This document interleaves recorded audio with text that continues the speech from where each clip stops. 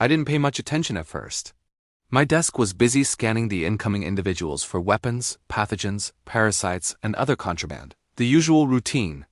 I didn't even glance up until the machine flashed an error message I'd never seen before. Error unknown species. I looked up. Standing barely tall enough to be seen over the top of my desk was a strange, small creature. It was a quadruped, walking on 2 legs but with 4 limbs, each ending in 5 digits. The being's body was mostly covered in synthetic fabric, except for its head and the 4 visible pores. Its face was partially covered with short, coarse fur, brownish in color, except where it had been shaved to accommodate a crude-looking cybernetic implant near its ear. My scanner flagged it as an interspecies communication device, but the design was shockingly crude. Despite its small stature, there was something primal about the creature's stance. It met my gaze with a steady, predatory look, small but dense, powerful, and clearly built for survival. Its pack seemed oversized for its frame, almost as if it was carrying more weight than I would be able to lift. Abductee 90442965333. It introduced itself, name, Kevin Jenkins. The crude cybernetics seemed to be functioning without issue, and I could understand every word it said. Its body language conveyed an air of bored resignation, mixed with exhaustion. I'd never had to deal with an abductee before, though I'd been trained for such situations. I closed the booth, stood up, and gestured for the creature to follow. I need to interview you in private, I told it, using my second right forelimb to motion. Kevin Jenkins slung another bag over his shoulder, its weight clearly nothing to him, and followed me.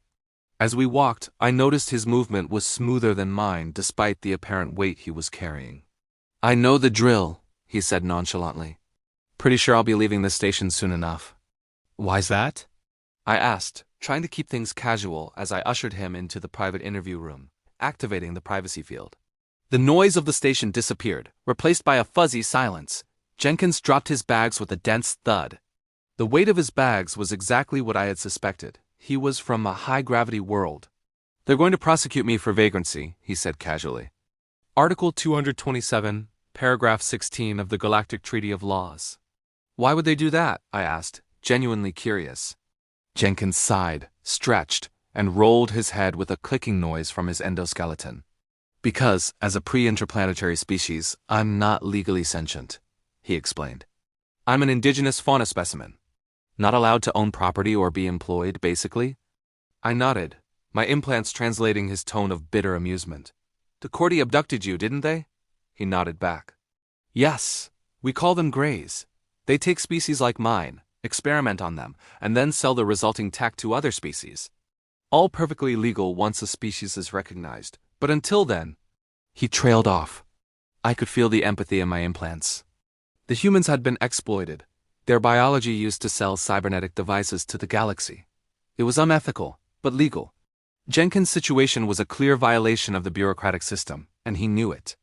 Why not have the implant removed and return to your homeworld? I asked, trying to steer the conversation back on track. Jenkins shrugged, though it was clear there was a deeper reason. I'd never keep it a secret. The Office for the Preservation of Indigenous Species would never let me return. I blinked at his admission, then clicked the activation button for the official recording.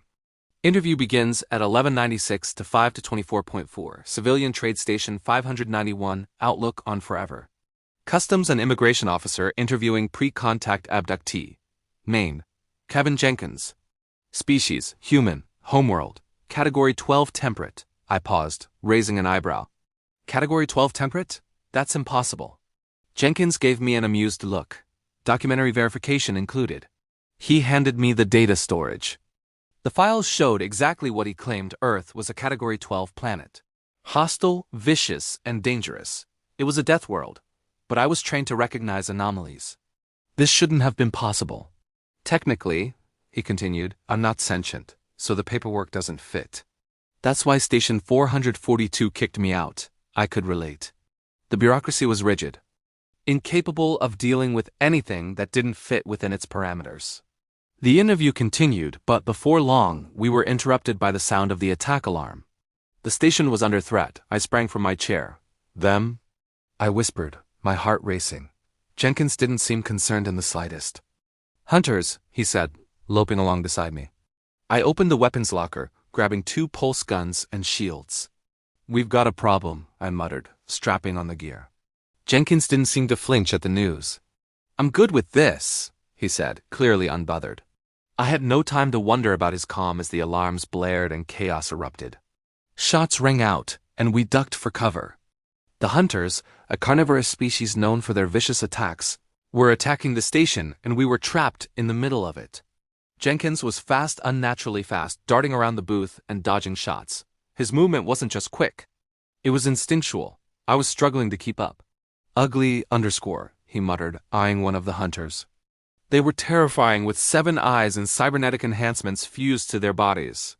Their pulse guns were nearly unstoppable. The fight raged on, and I fired suppressing shots to cover Jenkins as he sprinted towards the locker.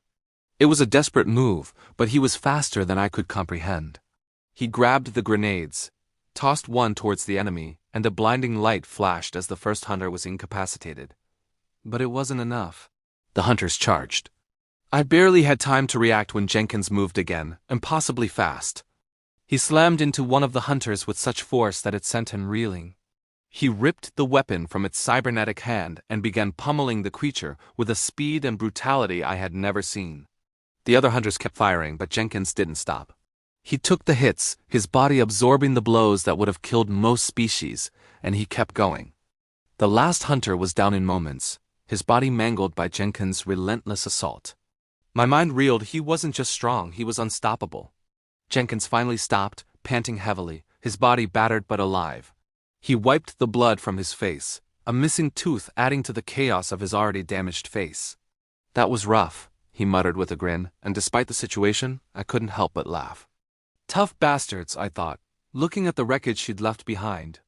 There was no other species in the galaxy that could have done what he just did.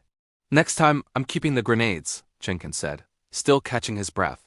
And that was the moment I understood humans didn't just survive. They fought and conquered, no matter the odds.